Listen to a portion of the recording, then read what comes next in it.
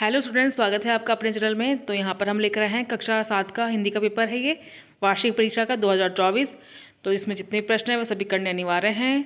तो हम आगे बढ़ते हैं बिना किसी देरी के। सही विकल्प आपको चयन करना है पहले प्रश्न में, जिसे हम ऑब्जेक्टिव भी बोलते हैं। तो पहला प्रश्न है, नीली आँखें में विशेषण है। आँखें हैं, आँख है या नीली है, या इनमें से कोई नहीं है। 4 ऑप्शन आपके सामने हैं, आपको इनमें से एक का चयन करना है, यानी कि एक करना है। दूसरा प्रश्न है, सुभाष चंद्र बोस ने अपने पत्र में मांडले जेल को माना है। क्या माना है? तीर्थ स्थल माना है, यातना स्थल, सुधार स्थल, या इनमें से कोई नहीं। सही जवाब को लिखना है इसमें। आगे बढ़ते हैं हम। यशोदा किसका श्रृंगार कर रही है? बलदाऊ का, उद्धव का, कृष्ण का, या फिर मनसुखा का। आपको सही ऑप्शन का चयन करना है। चौथा प्रश्न है, जिस समास में एक पद विशेषण और दूसरा पद विशेष्य होता है उसका नाम होता है द्विगु, कर्मधारय, तत्पुरुष, या फिर द्वंद्व। इन चारों में से आपको एक सेलेक्ट करना है। पांचवा प्रश्न है, आत्म प्रशंसा शब्द में उपसर्ग है। सा है, प्रशंसा है, आ है, या आत्म है। तो यहाँ पर उपसर्ग का सबसे पहले हम अर्थ जानते हैं। तो उसका अर्थ होता है आगे लगना, जो वर्ड आगे लग रहा है। तो यहाँ पर स लास्ट में है तो ये हो नहीं सकता। प्रशंसा पीछे है, ये भी नहीं लग सकता। आगे आ लग रहा है और आत्म लग रहा है, तो आ वर्ड उपसर्ग में नहीं आएगा, क्योंकि आ के बाद का जो वर्ड है वह भी, मतलब जो टुकड़े करेंगे पीछे का वर्ड भी सार्थक होना चाहिए। तो अगर आ को हटाएंगे हम, तम प्रशंसा, ये कोई वर्ड नहीं है, इसलिए आत्म इसका सही जवाब हो जाएगा। आत्म प्लस प्रशंसा, आत्म यहाँ पर उपसर्ग है। आगे बढ़ते हैं। सही जोड़ी बनाएं, सही जोड़ी मिलाएं। ठीक है, आपको यहाँ पर सही जोड़ी मिलानी है। जैसे कि नाक जो है, नाक का काम क्या होता है? सूंघना, तो इसको सूंघने से मिला देंगे। त्वचा, त्वचा क्या करती है? छूना, त्वचा से मतलब उसकी, इसको इससे जोड़ देंगे। अब इसके बाद में है भयानक। भयानक आश्चर्यचकित होना नहीं हो सकता, परेशान होना नहीं हो सकता है। भय, भय भयानक कनेक्ट हो रहे हैं आपस में, तो इन दोनों को आपस में जोड़ देंगे। दंग रहना यानी कि हैरान होना, तो इसको कर देंगे हम आश्चर्यचकित से। और चैन न पड़ना यानी परेशान होना। ठीक है, ये सब हमने आपको मैच करवा दिए हैं।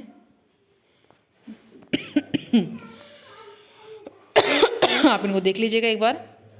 आगे बढ़ते हैं हम। तीसरा प्रश्न है, सत्य असत्य आपको चयन करना है।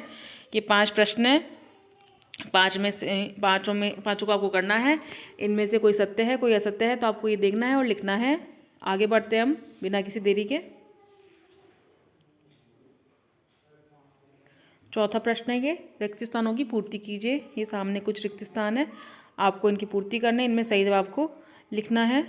ठीक है, या तो आपके सामने ऑप्शन प्रोवाइड करवा दी जाएंगे जो आपको फिल करने हैं। अगर नहीं होते हैं तो भी आपने जो भी आपकी बुक है उसी से रिलेटेड आपको क्वेश्चन पूछे जाएंगे। या तो ग्रामर के हो सकते हैं, या आपकी बुक से कनेक्ट, जो बुक से रिलेटेड हो सकते हैं। तो आप अपने जितने भी प्रश्न उत्तर है उनको अच्छे से देख के जाएँ, क्योंकि कहीं से भी कुछ ही पूछ सकते हैं एग्जाम वाले।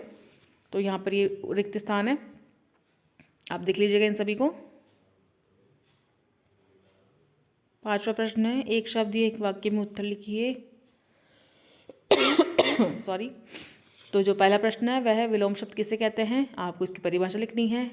ठीक है, आगे बढ़ते हैं हम। नाक में कौन से आभूषण पहने जाते हैं? आपको बताना है। बलराम कृष्ण को क्या कहकर चिढ़ाते थे? आपको सही उत्तर लिखना है इसमें। एक शब्द एक वाक्य में है, छोटे क्वेश्चन है ये, छोटे आंसर लिखने हैं इसमें। सुभाष चंद्र बोस का जन्म कब हुआ था? आपको सिर्फ इसमें साल लिखना है, कब हुआ था। अब्दुल कलाम का पूरा नाम क्या है? उनका पूरा नाम लिखना है आपको।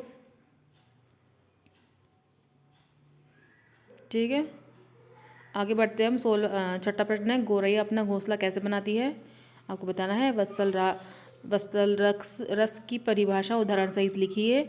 लक्ष्मीबाई के चरित्र की कोई 2 विशेषताएं आपको लिखनी है। 9वां प्रश्न है, व्यापार मेला कहाँ लगता है? किसी एक का वर्णन कीजिए। 10वां प्रश्न है, निम्नलिखित मुहावरों का अर्थ लिखकर वाक्यों में प्रयोग कीजिए। नींद खुलना, पीठ दिखाना, कलेजे पर पत्थर रखना। 3 मुहावरे हैं, आपको इनका अर्थ लिखना है और वाक्यों में इनका प्रयोग भी करना है। कवि के अनुसार मनुष्य को कब पछताना पड़ता है? ठीक है, बालक का नाम छोटा जादूगर क्यों पड़ा? लाल बहादुर शास्त्री ने गंगा नदी तैरकर पार क्यों की? आगे बढ़ते हैं हम। निम्नलिखित पद्यांश का सप्रसंग अर्थ लिखिए। ये एक पद्यांश है आपके सामने, इसका आपको अर्थ लिखना है। तो इसलिए जितने पद्यांश और गद्यांश आप उनको अच्छे से देख लीजिएगा। ये हमारा व्हाट्सअप नंबर है, हमारे व्हाट्सअप ग्रुप से भी आप ज्वाइन हो सकते हैं। आगे बढ़ते हैं हम। ये गद्यांश है, आप इसको ढंग से पढ़ लीजिएगा और इसकी सही सप्रसंग आपको व्याख्या भी करनी है।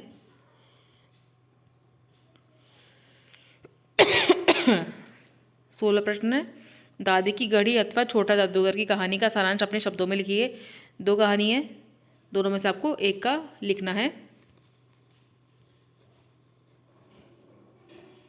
17वां प्रश्न, निम्नलिखित शब्दों का सही क्रम करके समानार्थक वाक्य बनाइए। ठीक है, आपको ये जो है दिया हुआ है सामने सेंटेंस को सही तरीके से बनाना है। जैसे कि थी वाली बरसात आने, इसका होगा बरसात आने वाली थी। इस तरह से आपको ये बनाना है। ये 18वां प्रश्न है। हमारे देश में राखी का क्या महत्व है। 19वां प्रश्न है। आत्मविश्वास से होने वाले लाभ लिखिए। 20वां प्रश्न है। निम्नलिखित शब्दों को 2-2 पर्यायवाची लिखिए। आपको 2-2 पर्यायवाची लिखना है। तीनों शब्द सामने, बिजली, आँख, सोना। फिर है निम्नलिखित सामासिक पदों के विग्रह का समास का नाम लिखिए। इनका समास विग्रह भी आपको करना है और समास का नाम भी लिखना है। 21वां प्रश्न है ये, विशेषण की परिभाषा लिखकर विशेषण के प्रकारों का नाम लिखिए। 22वां है, अपने प्रचाराध्यापक को शुल्क मुक्ति देने हेतु आवेदन पत्र लिखना है आपको और इसके बाद में एक पत्र लिखना है। आप देख लीजिएगा।